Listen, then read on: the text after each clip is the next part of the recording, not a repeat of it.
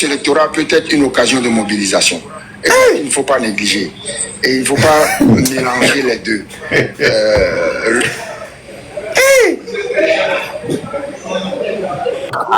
Allô? Le gars, il est né en 1952. Il dit comme les autorités légitimes ou bien illégitimes. Attendez, je vais jouer ça là aussi. Maître Apévon a dit tantôt, le slogan démission de Faure ou Faure démission doit désormais résonner partout. Donc, on ne veut pas sa démission, on veut son départ et le changement du système. Un point, un trait. Quand on reprend la mobilisation, il n'y a pas de dialogue. Il n'y a pas négocier le départ de Faure. Attends, les gens, j'avais expliqué quand tu n'étais pas ici. C'est vous qui parlez gros français. Ce qu'il va dire tout à l'heure là, explique-moi si j'ai bien compris. D'accord, je t'explique. La question qu'on lui pose, on lui dit, donc il n'y aura pas de négociation quand les gens vont rentrer dans les rues.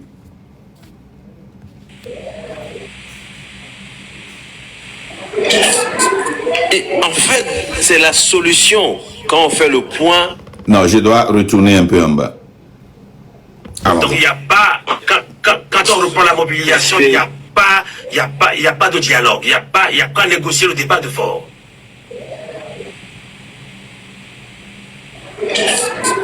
Et en fait, c'est la solution quand on fait le point de...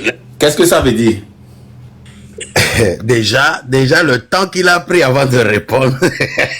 Non, qu'est-ce que ça veut dire? C'est la solution. Donc la solution, c'est de négocier le départ. Voilà, pour lui, la solution, c'est la négociation. Donc moi aussi, je comprends très bien le français. C'est pas non, faut dire je t'ai appris. Donc tu m'as bien appris le français. Voilà. Maintenant, on va voir. Maintenant, tu vas me dire si c'est le zouk qu'il danse, pacheco, reggae, funk ou slow.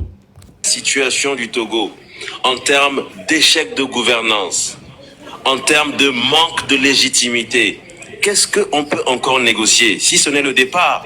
Bien sûr, c'est un être humain.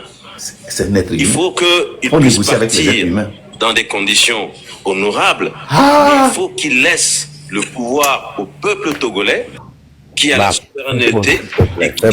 Ça, c'est, tu sais, la danse que c'est Kizomba. Kizomba. Ça, c'est Kizomba. Ah, est-ce que tu connais la danse Kizomba? Qui apprend aux gens les Kizomba, allez vous enregistrer avec lui. Voilà, ça, c'est Kizomba. Hein? C'est grave. Mais Dossé, professeur David Dossé, mais qu'est-ce qui vous arrive, monsieur? Mais qu'est-ce qui vous arrive? Il pense à l'honneur. Attendez. Vous êtes, il est le responsable, le président de la société civile. Mais avant, il m'inspirait. Il doit défendre le peuple. Il est pire qu'un politicien. Ça, c'est la société civile. C'est grave. Il m'inspirait avant. Hein. Ce monsieur-là, il m'inspirait avant. Voilà. La légende est venue dire, oh, il y a de l'espoir que... non, ça c'est Kizomba. Non, que tu étais venu, tu as dit qu'il y a de l'espoir. Qu'il a dit que c'est bien ce que nous faisons, il va venir bientôt, il est avec la lutte. Oui, quand on s'est abonné. Souvent, si je l'écoute, il m'inspirait, mais... Même vendu. Un politicien, c'est toujours un politicien.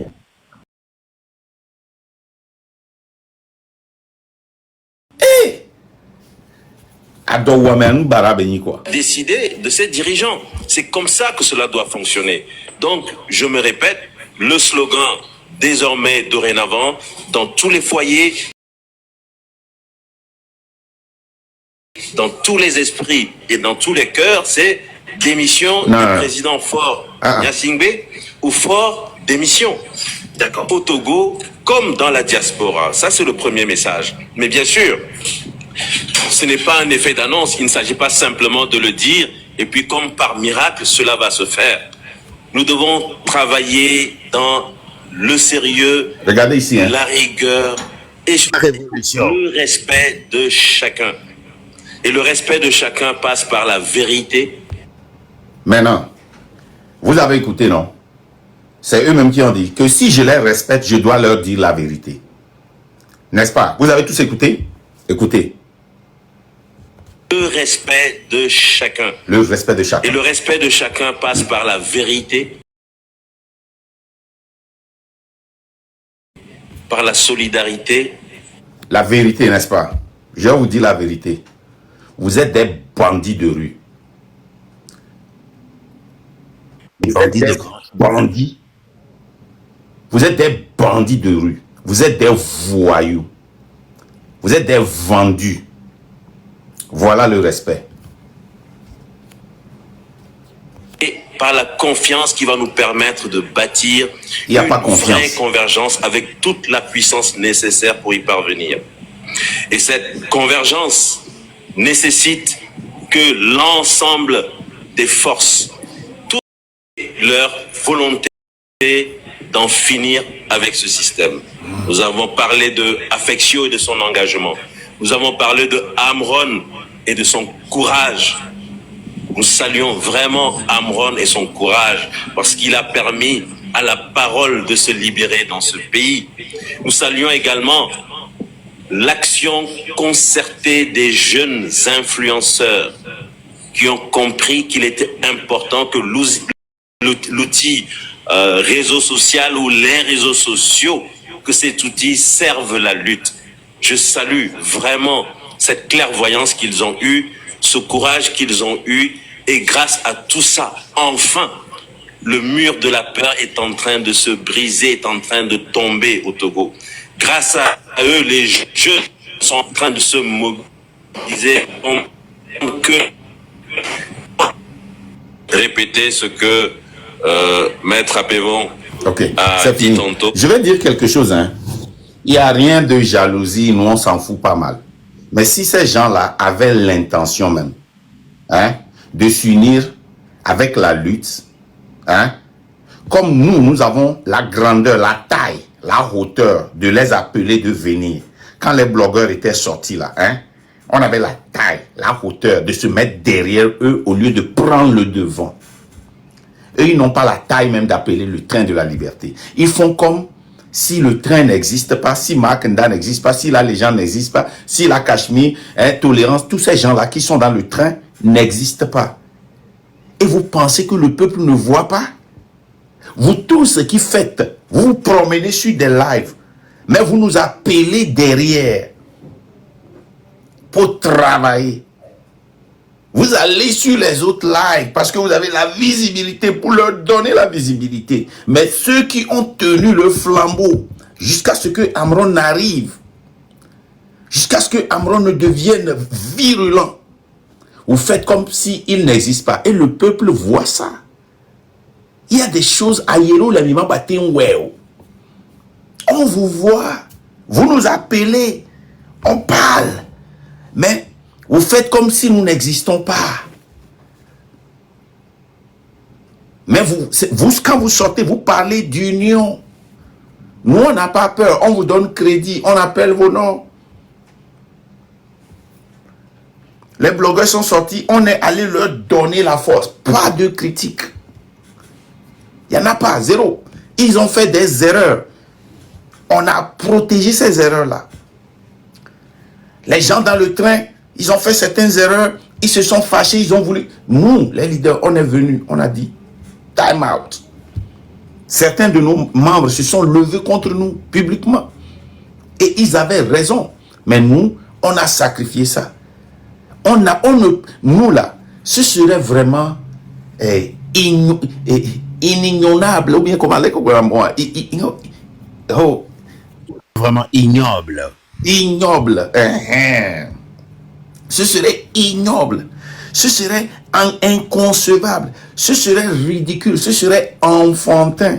Quand les blogueurs étaient sortis et m'ont appelé, alors que j'ai dit que je vais attendre une semaine, 1 mois, 3 mois même, avant d'aller, quand ils étaient sortis, de rester, et ils m'ont appelé.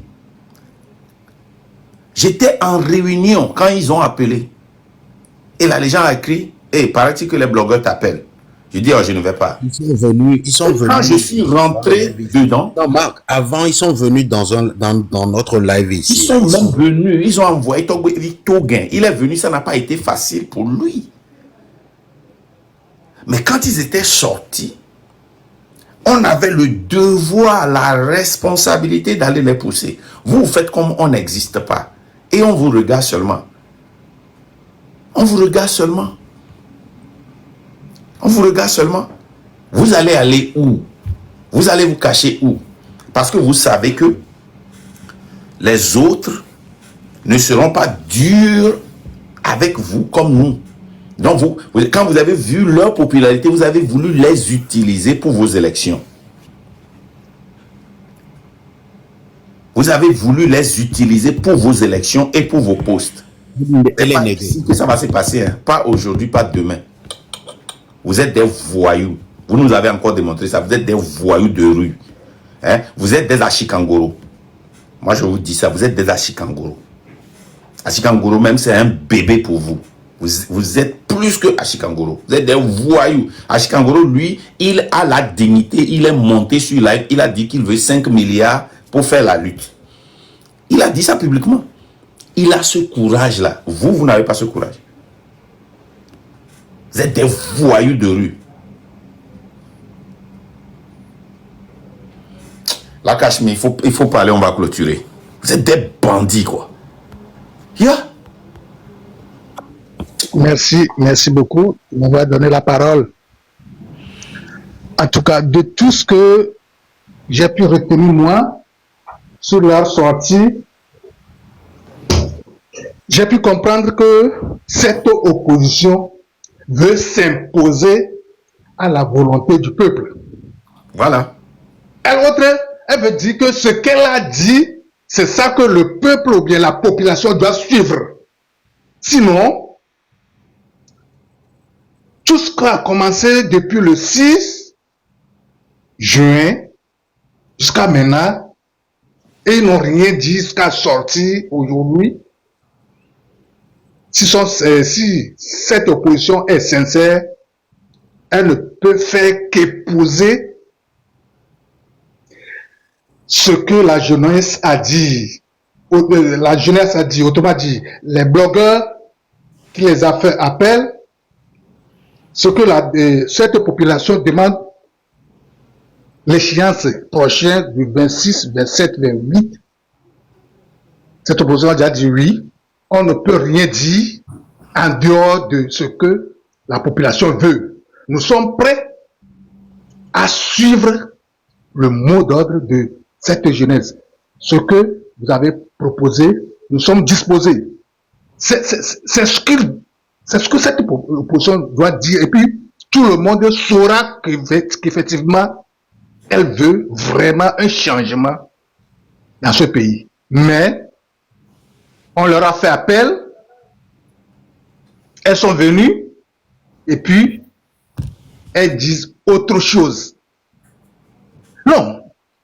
Attendons voir seulement. S'ils pensent que, ces messieurs-là, s'ils pensent que c'est eux qui sont au-dessus de tout, c'est eux qui doivent imposer leur volonté, on verra bien le 26, 27.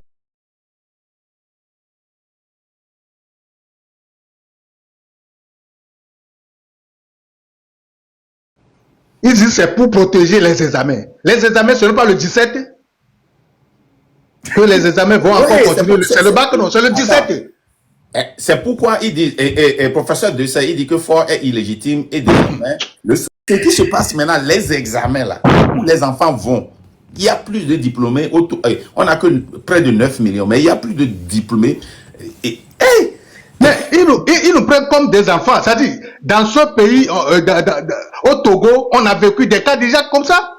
On a fait l'année scolaire jusqu'à un certain moment, on n'a pas composé. L'année blanche. On n'a pas composé, on a fait l'année blanche. D'ailleurs, quand on fait les examens, les championnats. Quand on fait les examens, on a des diplômes. C'est pour le Mali a fait 2 ans d'année blanche. Le Burkina a fait 1 an d'année blanche. Pour avoir une stabilité aujourd'hui, là, le Niger a fait 1 an d'année blanche. Vous voulez vraiment une révolution? Attendez, est-ce qu'ils veulent vraiment une révolution dans ce pays? Ce que Dossé a encore dit, qui m'a encore fait rire, il dit que les mouvements sur les réseaux sociaux soient sérieux et arrêtent d'invectiver les partis politiques. Il faut qu'ils lisent la charte des partis politiques d'abord. C'est-à-dire, eux, ils sont là pour respecter la charte des partis politiques. Alors que l'article 150 dit qu'on doit désobéir à toutes ces lois. La charte n'a plus son droit d'être. Non, attendez. Même si on prend la charte des partis politiques, combien de fois ils ont déclaré ce qu'ils percevaient, les cotisations? Même si on prend la charte dissous. Même si on prend la charte. Ils ne respectent pas la charte. Ils ne respectent même pas la charte. C'est-à-dire, vous dites que le gouvernement est illégitime. Mais vous nous citez des lois qui sont encore dans la 5e République. Des fois, tantôt vous venez dans la 4e République, tantôt vous allez dans la 5e République. Vous venez dans la 4e République pour dire que ce gouvernement est illégitime. Vous demandez aux gens de sortir en utilisant l'article 150. Vous dites que vous ne pouvez pas sortir en utilisant l'article et les articles de la 5e République, les lois qui sont là-bas, qui régissent ça. Hein? Vous vous défendez avec la charte des partis de la 4e République. Ça dit que vous dansez, quoi. Hein? On dit que c'est Kizomba que vous dansez. Moi, je pensais que c'était Zouglou. Parce que des fois, ils donnent des points. C'est les cocos. En tout cas, les influenceurs, ils n'ont qu'à tirer la conclusion qui s'impose. De toute façon, la jeunesse ne va plus se soumettre à leur dictat. Le dictat de quoi là? Dictat de l'opposition là. La jeunesse ne va plus se soumettre. S'ils ne sont pas d'accord ou bien s'ils n'en croient pas, ils n'ont qu'à attendre pour voir ce que nous attend tous. Je ne serai plus loin. Merci beaucoup. Courage à vous. Merci. Ne baissons pas les bras. Ne baissons pas du tout les bras. Ils verront tous. Des menteurs comme ça. C'est-à-dire, ils ne veulent aucun changement pour ce pays. Ces gens-là. Si on s'entend, si on ne s'en tient qu'à eux, jamais on aura le changement dans ce pays. Jamais, jamais. Ils vont nous tourner, nous roubler, tout ce qu'ils veulent. On ne fera même pas un pas. Oublions-les, mais avançons. Si tentent de dire quelque chose qui serait un attentat à la jeunesse, ils verront. D'ailleurs, ils sont morts, moi je le dis, ils sont morts. Ces messieurs-là, ils sont morts politiquement. Merci. Merci, mon frère. Tolérance, il faut clôturer.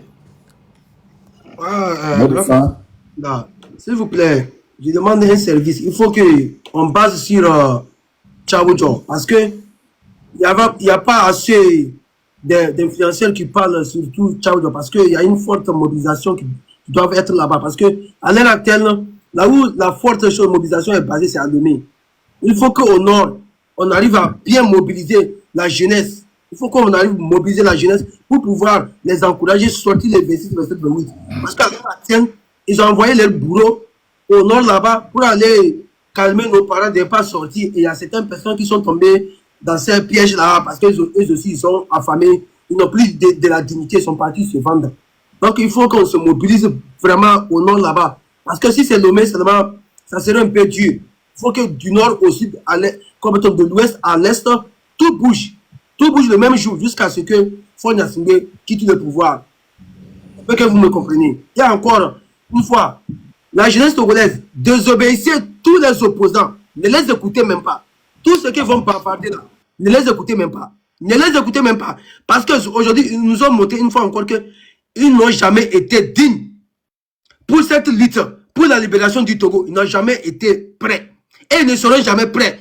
Ce que je viens d'écouter là, cela veut dire que ces gens-là, si Dieu les donne le pouvoir, ceux-là, ils seront méchants. Ils seront plus sanguinaires, plus violents que Faure Gnassingbé. Ceux-là, ils vont vendre nos pays. Même nos océans, ils vont vendre tout. Rien va rester pour le peuple togolais. Donc nous, on va se lever, on va combattre, on va récupérer notre pays, tous les opposants, on va ramener notre constitution de 1992, on va ramener ça. Et tout le monde va respecter ça. Tous les opposants, là, on va les dégager du pays. On va les faire juger. Parce que ceux-là, ils sont corrompus, plus têtés, plus mauvais, plus méchants que Faure Gnassingbé. Ce qu'on a écouté lors de leur conférence de presse, ce qui est sorti dans leur bouche, je vous le jure, jamais on va aller loin avec ceux-là. Jamais. C'est à cause de ça le peuple togolais. 26, 27, 28. Sortons massivement. Inondons les rues. Bloquez les rues. Aucun Zemidiaman. Aucune boutique. Tout serait fermé. Et on va rendre ces pays ingouvernables. Il faut qu'on rende notre pays ingouvernables. Personne ne va pas bouger quelque part. On va bloquer quartier par quartier. Région par région. Des villes par ville. On va bloquer, on va inonder. Avec les menus. On va voir si les soi-disant forces de l'ordre, qui sont que des forces de désordre, on va voir s'ils vont oser mettre la main sur quelqu'un. Les cantons, les chefs cantons, les guides religieux, les chefs traditionnels, les imams, les pasteurs, vous avez compris, les pays nous appellent. Si vous êtes des patriotes, si vous êtes conscients de tout ce que vous faites là, les pays nous appellent, les 26, 27, 28, les chefs cantons, les guides religieux, les pasteurs, les imams, nous tous, les pays nous appellent. Personne ne doit pas rester chez lui. Nous tous, le pays nous appelle. Le pays a besoin de nous. On doit inonder les rues. 26, jusqu'à ce que Fort Issas Nanyasingbe, les sanguinaires, quittent le pouvoir. Et nous allons tous désobéir. Aucun opposant va nous donner son dictat encore. Tout les dictats, on va mettre à l'eau. Aujourd'hui, ils nous ont montré une fois encore qu'ils n'ont jamais été prêts pour la libération de notre pays. Et ils ne seront jamais. Si on accepte pour les donner le pouvoir, ils seront méchants, plus médiocres, plus sanguinaires, plus violents que Fort Gnassingbé. Mettez ça dans vos têtes. Ce qu'on a écouté lors de leur conférence de presse, ce qu'ils ont raconté, les âneries, des bêtises qu'ils ont racontées, cela veut dire que ceux-là, ils vont noyer, ils vont plonger le Togo plus que Fort Gnassingbé. Donc, la jeunesse, mobilisons-nous les 26, 27, 28 jusqu'à ce que Fort Gnassingbé quitte le pouvoir. Mourons ou vaincrons, mais dans la dignité. Merci. Merci, mon frère. Les gars, moi, je vous avertis. Hein, je vous dis que les histoires de présidentielles, là, hein, c'est tertiaire, forcière, cinquière, dixière, vingtière pour moi. Moi, ma lutte, là, je ne perds pas. Et il n'y a pas de force. Moi, je vous le dis, il n'y a pas de force au Togo et dans le monde, hein, qui va m'arrêter. Il n'y a aucun président qui va m'arrêter. La seule chose qui peut m'arrêter, c'est tout. Mais là, avant là même, là où vous allez me trouver pour ça aussi, on va le dire. Ok? Je vous dis ça. Écrivez ça. Hein. Je vais vous dire ça encore. Que ce soit fort, que ce soit l'opposition franque. Ça dit que hein, ce que vous ne comprenez pas, je vais vous dire ma lutte. Je vais vous dire là où vient ma lutte. Ma lutte vient de la perte de ma maman, qui ne devait pas mourir un 25 décembre 1997. De ma petite, parce que THU au coin. Erreur médicale. Ma petite sœur qui est née juste après moi, qui allait visiter quelqu'un dans mon village, est tombée malade et devrait attendre une semaine pour qu'une voiture vienne l'amener au marché, et du marché, elle pouvait trouver un véhicule pour aller à Kanté et se soigner. En ce temps-là, Nadoba même n'avait même pas un dispensaire. Elle est morte, elle ne veut pas mourir. Ma lutte, ma rage, ça vient de la perte de mon papa après que j'ai raccroché 15 minutes avec lui. Il était à la pharmacie Dijolé. Un soulard l'a ramassé. Et le système a permis que ce soulard-là prenne mon papa dans la voiture, l'amène dans 3 différentes cliniques qui n'ont même pas la sagesse de lui dire d'amener mon papa au service d'urgence. Parce que au Togo, quand tu es en première année médecine, tu peux ouvrir une clinique. Tout le monde le sait. En première année médecine, à l'hôpital, il est resté par terre. C'est mon petit frère, le docteur, qu'on a appelé. Il était à des kilomètres. Jusqu'à ce qu'il n'arrive, mon papa a eu hémorragie interne. Il est mort. Les 3 personnes très proches de mon cœur, le système les a tués. Ce n'est pas fini. Je suis né de 12 enfants. Et je viens de 12 enfants d'une famille de 15. Et j'ai mangé dans la poubelle. J'ai mangé gobi au campus. J'ai mangé gobi à Lomé 2. Quand on fait la fête des militaires et autres là, on s'en va laver les assiettes, on amène gobi à la maison, on mange. J'ai fait tout ce qu'il fallait faire pour survivre. Cette lutte, elle est personnelle. Elle est personnelle parce que je ne voudrais plus avoir quelqu'un traverser ce que j'ai traversé. Elle est personnelle, elle est perso. C'est pour cela que j'ai sacrifié mes amis. Je n'ai plus un seul. J'ai sacrifié tout. Soit je les ai dénoncés ici publiquement, soit je me suis coupé d'eux. C'est pour cela que j'ai sacrifié ma famille. J'ai bloqué. Quand j'ai commencé la lutte, je les ai tous appelés. Pour moi, vous n'existez pas. Si on vous arrête, je ne ferai même pas live. Et vous êtes responsable de vous-même. Vous m'insultez ou vous m'insultez pas, vous désabonnez. Je m'en fous. Je les ai appelés et je les ai bloqués tous. C'est pour vous dire que moi, cette lutte-là, elle est perso. Et il n'y a personne au monde qui peut mettre la main sur moi et dire, Marc, tempère. La seule personne qui peut me dire, Marc, il faut tempérer, c'est si la personne a le même objectif que moi. Objectif numéro 1, le départ de Fort et du système. Essayer d'être une barrière pour une France-Afrique. Parce que moi, ce qui est très important pour moi, c'est que la jeunesse africaine, précisément la jeunesse togolaise, puisse réclamer son droit, quel qu'en soit celui qui est au pouvoir. Ça doit changer. En Europe, aux États-Unis, nous voyons des enfants. Il y a quelques jours, c'était à Omaha ici, nous avons vu des sans-papiers qui sont sortis pour manifester. Malgré qu'ils savaient qu'on allait les arrêter.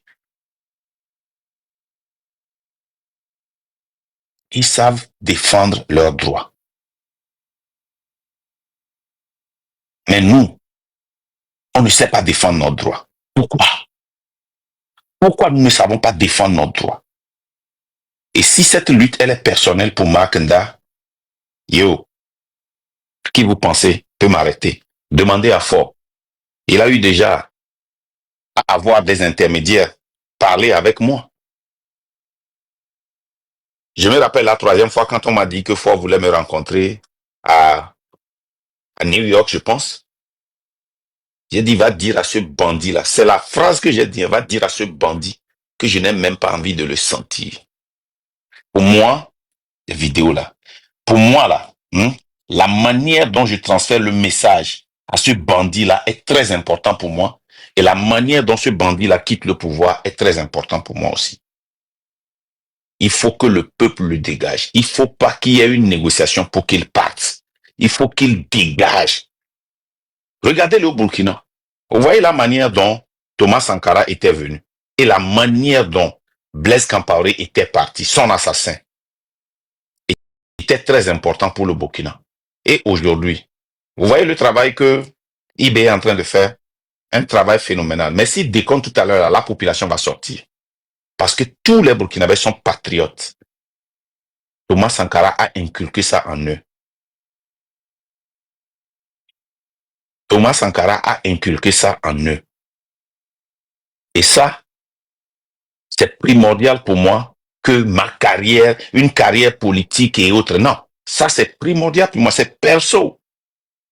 Imaginez quelqu'un faire une lutte qui lui est personnelle, qui lui est ancrée dans le cœur. Qu'est-ce que vous pouvez faire à cette personne? Ça n'existe pas. Donc, on clôturait, Oracle a fait la demande. Oracle, je te donne la parole et puis la légende va clôturer. Oui, bonsoir Monsieur Marc Nda, bonsoir la légende. Que Dieu vous bénisse abondamment pour le travail que vous abattez. Au fait, j'ai suivi également la conférence de presse aujourd'hui et vraiment, j'étais tombé de nuit. Et il y a une réflexion qui me traverse l'esprit. La dernière fois, le 7, après l'événement du 6, tout ce qui s'est passé le 7, on a reçu Monsieur Éric Dupuis dans une interview à la radio Victoire FM ou Nana FM, si je ne me trompe pas. Et il dit qu'ils ont quitté le CPC, dialogue, comment appelle-t-on, quoi, permanent de consultation et tout ça là, cadre permanent de consultation. Ils ont quitté le CPC parce qu'ils réclamaient certaines choses. Il y avait eu beaucoup d'incompréhension par rapport à l'organisation des élections municipales et autres. Donc, ils ont quitté le CPC. Et il nous fait savoir encore également que l'ANC notamment a déjà envoyé sa candidature pour les élections législatives. Et même au niveau d'Anéro, ils ont tellement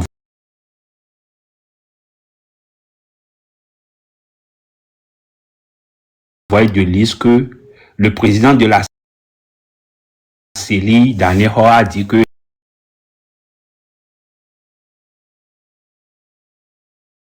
l'ordinateur n'est pas apte à recevoir autant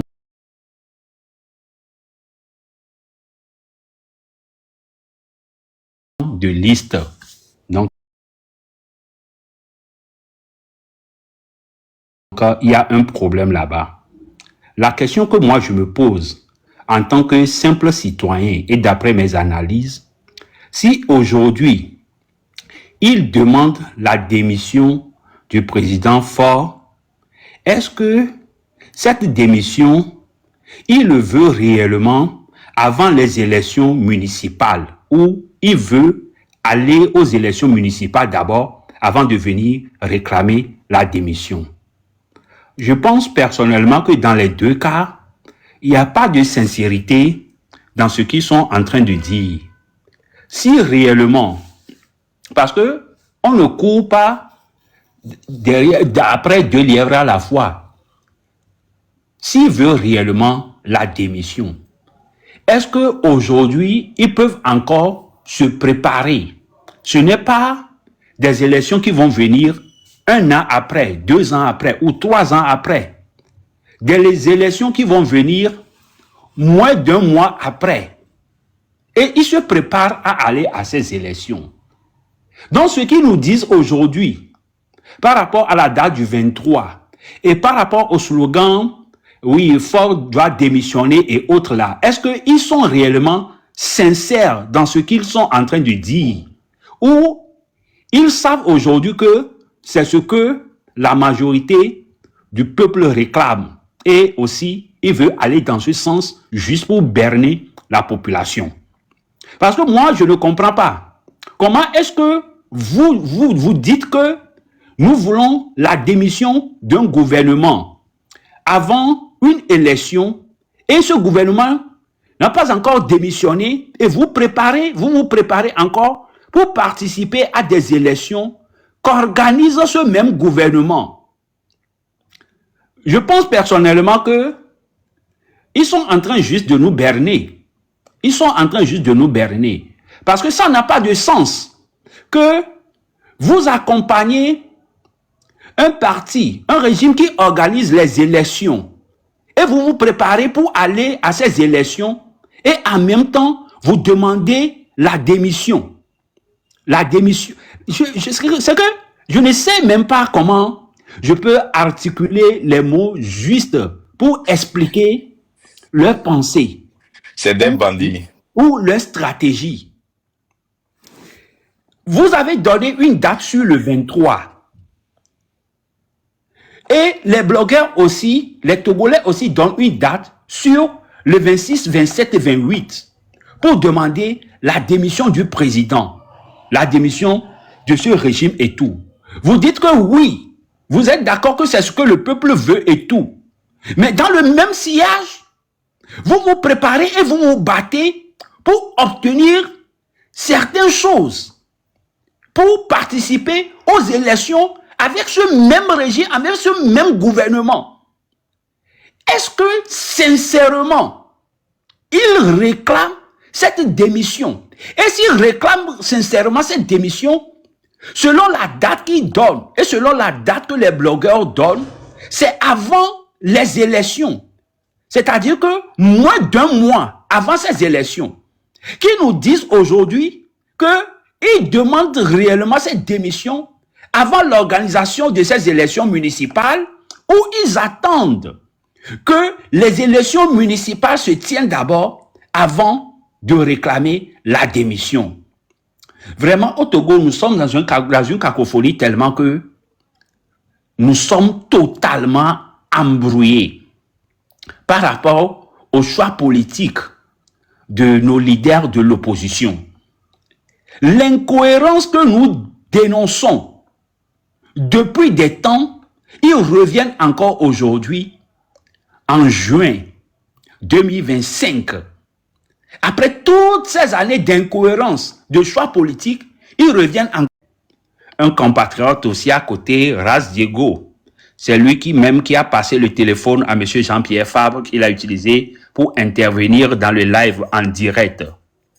Ceux-là qui se disent des activistes et qui défendent aujourd'hui ces leaders de partis politiques, est-ce que eux-mêmes, ils comprennent exactement, je dis bien exactement, la vision et la ligne politique de ces leaders-là qu'ils défendent?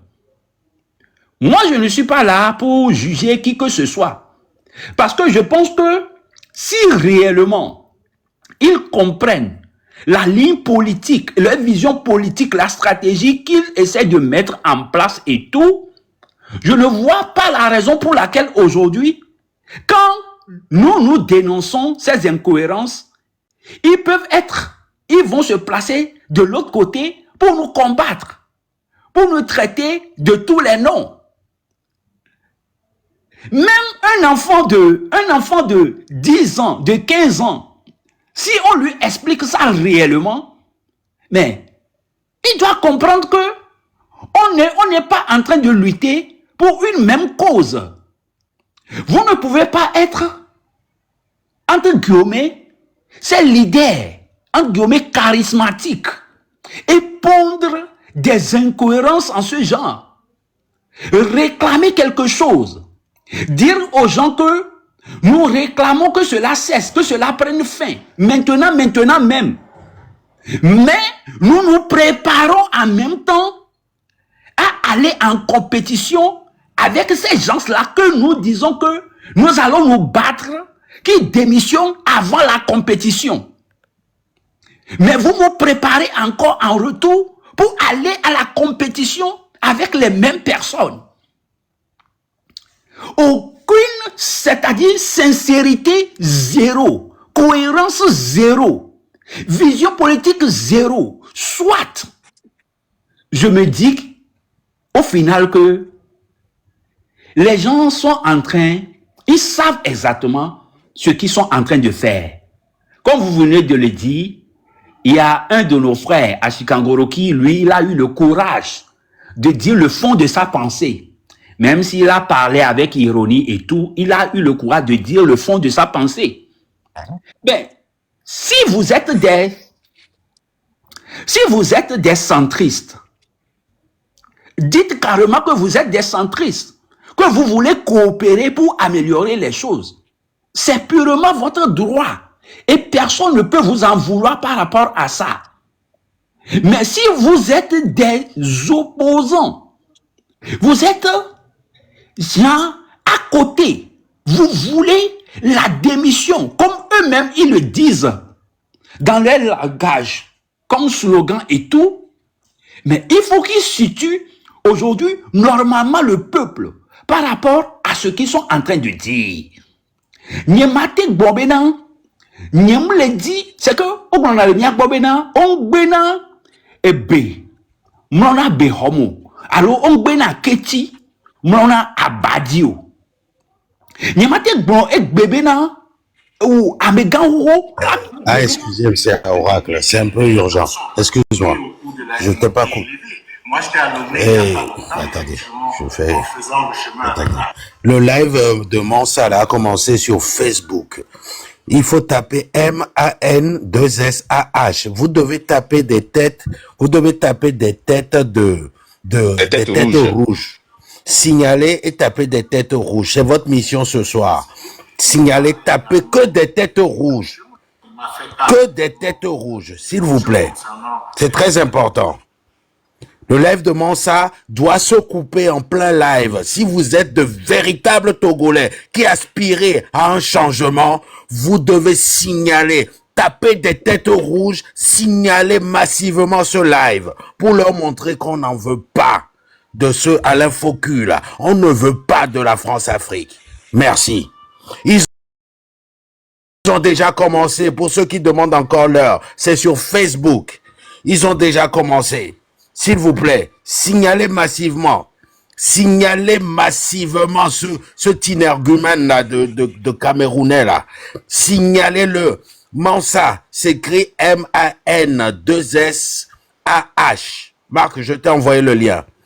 Signalez massivement. M-A-N. Mansa.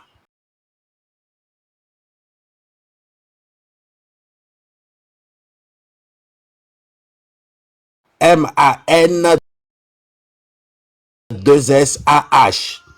Sur Facebook, signalez massivement. C'est le mot d'ordre d'aujourd'hui, ça.